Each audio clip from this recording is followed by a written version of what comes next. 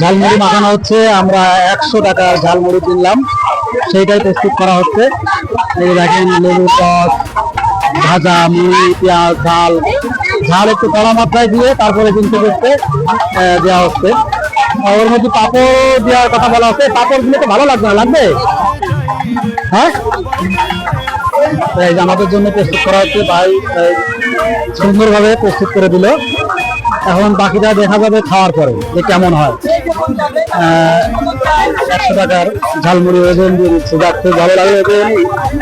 ওজন দিয়ে দিচ্ছে যাতে ওনারও লস না যায়, আমাদেরও লস না হয়। এটা আমার খুবই ভালো লাগছে, জন্য ওজন দিয়ে দিচ্ছে, এই যে আমাদেরকে দিয়ে দিচ্ছে।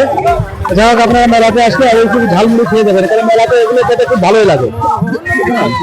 ঠিক আছে, ওর মধ্যে হচ্ছে আবার পাঁপড়ে দেওয়ার কথা বলা হচ্ছে। এখন পাঁপড় দিলে কতটা ভালো লাগবে আমি জানি না। এই পাঁপড় দিলে কি ভালো লাগবে?